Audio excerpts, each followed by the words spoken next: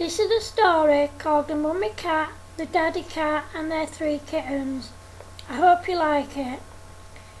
Once upon a time there was a family of 5 cats. There was the Daddy Cat, who was called Charlie, the Mummy Cat, who was called Bella, and their 3 kittens, Bob, Millie and Jessie. They lived in a nice big house on a nice street where only cats lived. One day the kittens were playing on the swings on the park next door to their house when some bigger kittens came up and started being mean to them. "Get off them swings, you lot. They're our swings, not yours," said Stanley, one of the bigger kittens. "Why should we? We were here first," said Bob. "I told you to get off those swings, so get off," said Stanley. They all laughed because they all knew each other and were good friends. Whilst they were playing on the swings, little Jessie went to play on the roundabout, but she was too little to get on by herself and she fell off and hurt herself. She started crying, so Bob picked her up and carried her home. All she kept saying was, "I want my mummy." When they got home, Jessie ran straight to her mummy and she picked her up and loved her better. "Are you okay, Princess?" asked Jessie's mummy. "No, mummy, I fell and hurt my paw and it really hurts. Please make it better, mummy," sobbed Jessie. There now, Jessie, there's no need for all the tears. I think you're just tired. Come on, it's time for your afternoon nap, sweetheart," said Bella. When Jessie woke up, she was fine and she had forgotten about her poorly paw, and she went outside to play with Bob and Millie on the brand new trampoline that was bought for Jessie's birthday, which was the next day. When Jessie woke up on her birthday, she was very excited and she couldn't wait to go downstairs and open all her presents. When she did go downstairs, she got a big surprise because there was balloons everywhere, including some huge helium balloons saying "Happy 4th birthday." She had already got the trampoline for her birthday, which she had to share with Millie and Bob, and she couldn't wait to open the rest of her presents. She got a bike, some dolls, a doll's pram, and lots of other things that were specially designed for cats. At Jessie's party, everyone had an amazing time. They played musical chairs, musical statues, pass the parcel, pin the tail on the donkey, and pass the parcel again. Once they'd finished playing games, they all had something to eat, sang happy birthday to Jessie, and watched her open her presents and blow the candles out on the cake. They all went outside to play. Some of the kittens played on the bouncy castle that had been hired for Jessie's party, and some of them played on the trampoline. They all played and played until their parents came to pick them up and take them home. One day, Jessie and her brother and sister were playing outside when Bob suddenly disappeared. Jessie and Millie could hear Bob, but they couldn't see him. When Bob made himself visible again, his sisters asked him how he'd done it. He told them that he had some special dust, and when he sprinkled it on himself and clicked his fingers on both hands, he could make himself invisible because he had magic powers. Bob's daddy, Charlie, came out and said, "Bob, where are you?" "I'm here," said Bob, giggling. "Where are you? I can hear you, but I can't see you," said Bob's daddy. "I'm here," said Bob, giggling again. Then he suddenly made himself visible again, making everyone jump. "How did you do that, Bob?" asked Buster, Bob's friend. "I sprinkled some magic dust on myself, and then I closed my eyes and clicked my fingers and I was invisible," said Bob. Everyone tried to make themselves invisible, even Bob's mummy and daddy and Buster's mummy and daddy, but they couldn't do it. All they could do was laugh. Whenever Bob got annoyed, upset, hurt, or wound up, he would make himself invisible. One day Bob pushed Millie over and hurt her, and then he made himself invisible so he wouldn't get into trouble. "Bob Make yourself visible at once, young man, said Charlie. I don't want to, said Bob. Bob, you will do what I say, young man.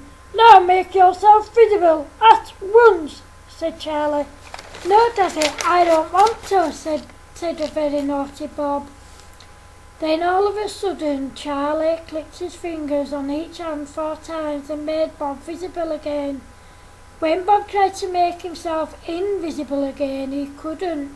His daddy said to him, because you have been naughty and because you refused to do as you were told, I have taken your magical powers. I am also grounding you and giving you extra chores to do for 2 weeks. Now apologise to your sister Millie, please. Okay, Daddy, said Bob. After 2 weeks, Bob's daddy gave him his magical powers back, and after that, he was good most of the time. A few days after Bob got his magical powers back, Jessie was naughty. Bob and Millie wanted to play on the trampoline. She told them, this is my trampoline and no one but me is allowed to play on it, so get off and go away. No, Jessie, Mummy and Daddy said it was for all of us, said Millie. Go away. Mummy and Daddy bought me this trampoline, not you, said Jessie. I'm coming on, said Millie. No, you're not, said Jessie, pushing her sister. Millie got up and pushed Jessie back. Jessie pushed her again and hit her. Millie went in and told their Mummy and Daddy. When their Mummy came out, she made Jessie get off the trampoline. She said to her, Jessie, you are a very naughty girl. I saw what you did to your sister. You must go to your room and you are not allowed on the trampoline for 2 weeks. I didn't do anything, Mummy. Millie hurt me, cried Jessie. I saw what you did. Now go to your room at once like I told you to. Jessie went to her room crying. Her Mummy told her to say sorry to her sister and she did.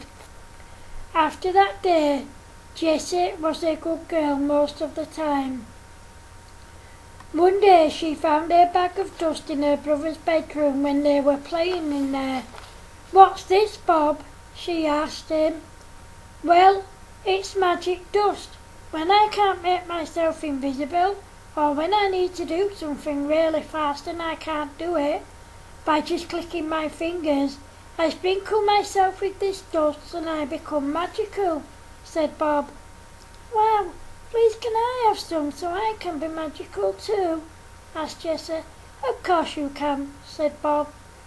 After that day, all the family had lots of fun playing tricks on each other and other cats, using their magical powers. 1 minute they would be there talking to someone, the next they'd be invisible. One day some new neighbours moved in next door and of course they didn't know Jessie and her family. One day Jessie was talking to Clementine, one of the kittens from next door, when all of a sudden she became invisible. Clementine couldn't understand what had happened. She could hear Jessie talking to her but she couldn't see her until she made herself visible again. She thought this was really funny and she asked Jessie to make her invisible too, and she did. After this, they became best friends and they were always playing silly tricks on each other and their family and friends too. The end. Now I'm going to show you the pictures that come with the story, which are not very good. That's the house, as you can see, with the smoke coming from the chimney. That's all the green grass with Jessie and her brother and sister playing on the trampoline and all the friends in the garden. And that's the daddy and that's the mummy, as you can see. This one is the park next door to their house. That is the swings where Jessie and her sister and brother are playing. That is a little slide with 2 kittens on it, one at either end.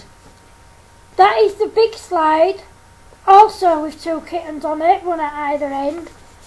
This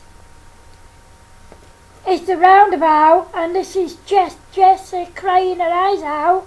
This one, sorry. And this is Bob going to help her. And this is a zip wire for them to play on. They sit on the tyre and it goes right across the line to the other end. So I hope you enjoy this story because I enjoyed it. So thank you for watching.